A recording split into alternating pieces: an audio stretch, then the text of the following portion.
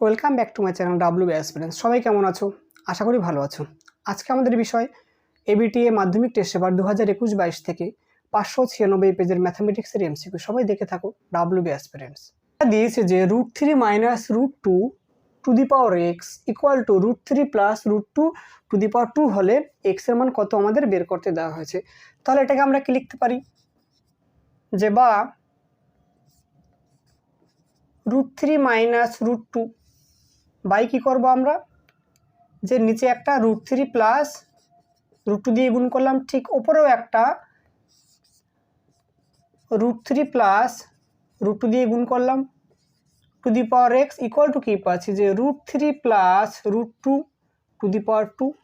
তাহলে উপরে আমরা কি পাচ্ছি দেখো যে a + b × a - b, তাহলে কি লিখতে পারি যে √3² - √2² আর নিচে পড়ে থাকছে কি যে √3 + √2 টু দি পাওয়ার কত আছে এক্স, তাই ইকুয়াল টু কি যে √3 + √2²। তাহলে কি পাচ্ছি যে বা 3 - 2 বাই কত √3 + √2, তার মাথায় এক্স ইকুয়াল টু কি যে √3 + √2 টু দি পাওয়ার 2। তাহলে কি লিখতে পারি 1/√3 + √2 to the power x equal to কি পাচ্ছি যে √3 + √2 টু দি পাওয়ার 2। তাহলে এটাকে আমরা কি লিখতে পারি, উপরে নিয়ে গিয়ে পাওয়ারটাকে মাইনাস করে দেবো, তাহলে লিখবো যে √3 + √2 টু দি পাওয়ার কি -x ইকুয়াল টু কি লিখতে পারি যে √3 + √2 টু দি পাওয়ার 2। তাহলে দেখো দুদিকেই সমান হয়ে যাচ্ছে, তাহলে কি লিখতে পারি যে বা -x ইকুয়াল টু 2। তাহলে বা x ইকুয়াল টু কী পাচ্ছি যে -2। তাহলে আমাদের সঠিক অপশন কি পাচ্ছি যে অপশন এ। দুইটি দিয়েছে একটি অংশীদারি কারবারে 3 বন্ধুর লভ্যাংশের অনুপাত 1/2 = 1/3 = 1/4 হলে মূলধনের অনুপাত কত হবে। লিখে নেব যে 3 বন্ধুর লাভের অনুপাত 1/2 = 1/3 = 1/4। তাহলে এটা কি আসবে, লসাগু কত আসবে 12। তাহলে আমরা কি লিখতে পারি যে 6 × 1/6 × 2 = 4 × 1/4 × 3 = 1 × 3/4 × 3। তাহলে দেখো সবকটা নিচে 12 পাচ্ছি। তাহলে দেখো আমাদের কি পড়ে থাকছে, নিচেরগুলো কেটে গেলে 6 = 4 = 3। তাহলে লিখবো যে সুতরাং মূলধনের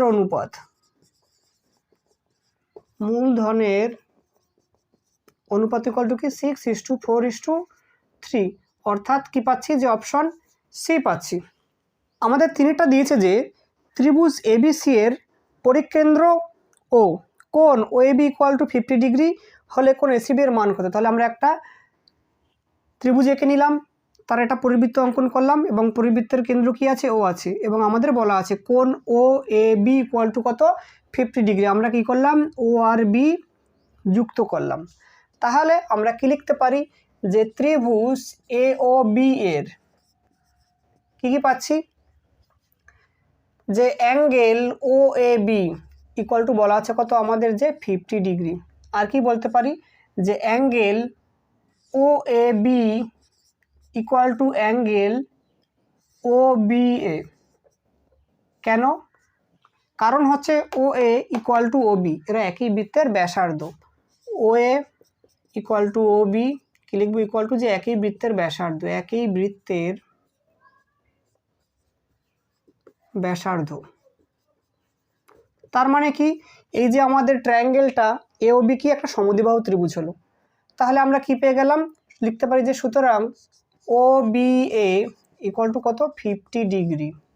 তাহলে এবার কি লিখবো যে angle AOB plus angle OAB plus angle OBA = কি লিখতে পারি 180 ডিগ্রি।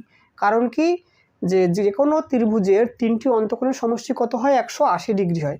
তাহলে কি লিখবো যে বা অ্যাঙ্গেল AOB = কি লিখতে পারি যে 180 ডিগ্রি মাইনাস কি OAB, আর OB এর যোগফল কত আসবে 50 + 50 কত আসবে 100।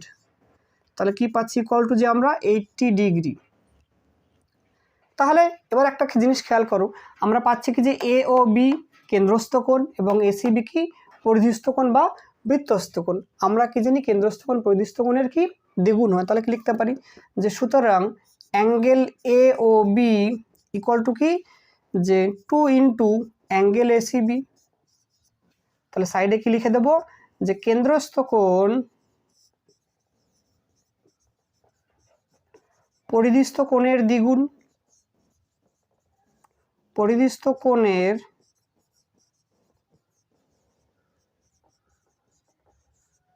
দ্বিগুণ। তাহলে কি লিখতে পারি যে বা 80 ডিগ্রি ইকুয়াল টু 2 ইন্টু কি এসিবি।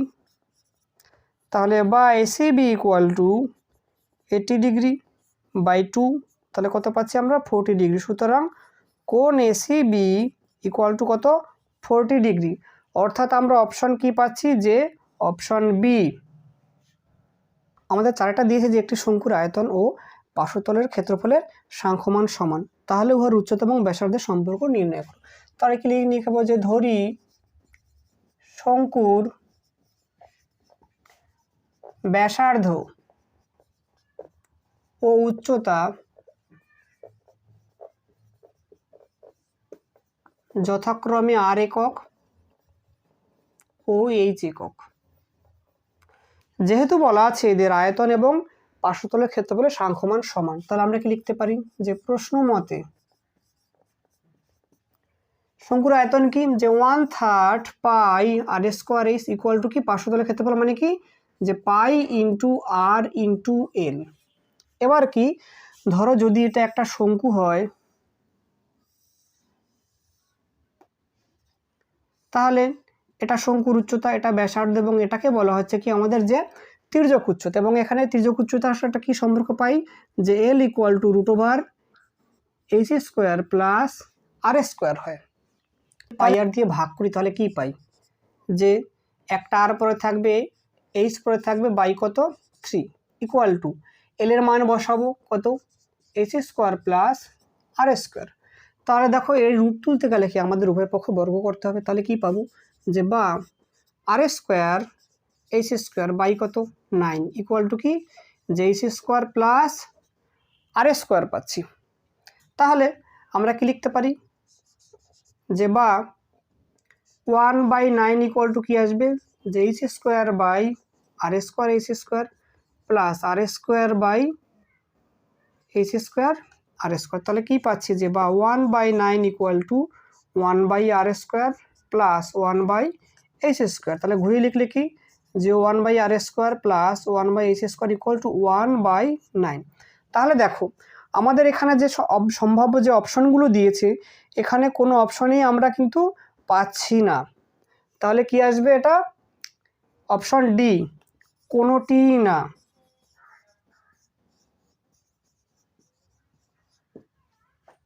আমাদের পাঁচটা দিয়েছে যে দুটি বৃত্তের ব্যাসার্ধের দৈর্ঘ্য যথাক্রমে 8 সেমি ও 3 সেমি, তাদের কেন্দ্রদ্বয়ের দূরত্ব 13 সেমি, বৃত্ত দুটির একটি সরল সাধারণ স্পর্শকের দৈর্ঘ্য হলো। আমরা লিখে নেব যে প্রথম বৃত্তের ব্যাসার্ধ ইকুয়াল টু 8 সেমি, দ্বিতীয় বৃত্তের ব্যাসার্ধ 3 সেমি। তাহলে এটা যদি আমার কেন্দ্র দিই ও দিই, এটা পি দিলাম, এটা কিউ, এটা আর এটা হচ্ছে কি আমাদের এস বিন্দু। তাহলে এবং এদের কেন্দ্র দ্বারের মধ্যে দূরত্ব কত, তাহলে বৃত্ত দুটির কেন্দ্রদ্বয়ের দূরত্ব ইকুয়াল টু কত 13 সেমি। তাহলে আমাদের জানতে চাইছে সরল সাধারণ স্পর্শকের দৈর্ঘ্য, তাহলে আমরা কি লিখব যে সরল সাধারণ স্পর্শকের দৈর্ঘ্য কি লিখব যে রুট ওভার বৃত্ত দুটির কেন্দ্রদ্বয়ের দূরত্বের বর্গ মাইনাস বৃত্ত দুটির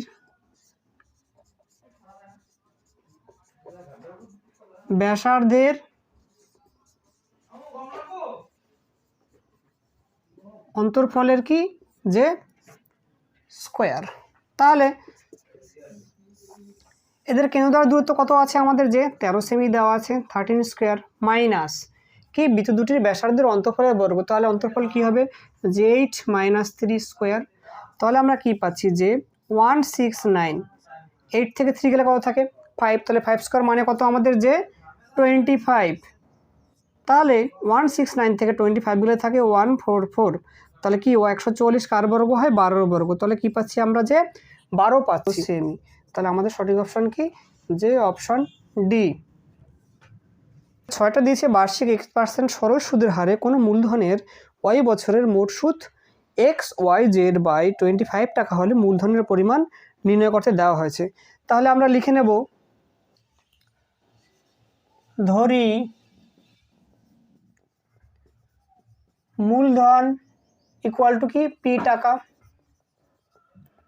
সুদের হার ইকুয়াল টু আর এর জায়গায় কি লিখবো, দিয়েছে X%, আর কি যে সময় টি ইকুয়াল টু দিয়েছে আমাদের যে y বছর, আর কি যে মোট সুদ I ইকুয়াল টু দেওয়া আছে আমাদের যে XYZ/25 টাকা।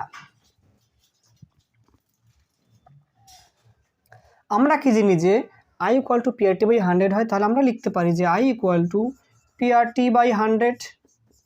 তাহলে কী করে বের করতে হবে পি, তাহলে পি ইকুয়াল টু I × 100 কি আমাদের যে RT হবে। তাহলে I এর ভ্যালু কত আমাদের যে XYZ/25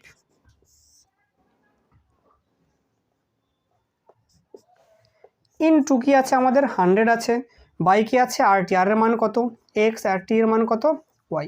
তাই 25 দিয়ে 100 কাটলে কত পাচ্ছি 4 পাচ্ছি। তাহলে আমরা কি পাচ্ছি পরে যে 4XYZ কি XY। তাহলে XY কেটে গেলে কি পড়ে থাকছে আমাদের শুধু 4Z। তাহলে আমাদের সঠিক অপশন কি পাচ্ছি যে 4Z টাকা। তাহলে অপশন কি যে অপশন বি। ডিয়ার স্টুডেন্ট, যদি ভিডিওটি ভালো লেগে থাকে তো অবশ্যই লাইক করবে, আর চ্যানেলটি যারা নতুন তাদেরকে অনুরোধ করবে সাবস্ক্রাইব করার জন্য। সবাই ভালো থাকো, সুস্থ থাকো, দেখা হচ্ছে পরবর্তী ভিডিওতে।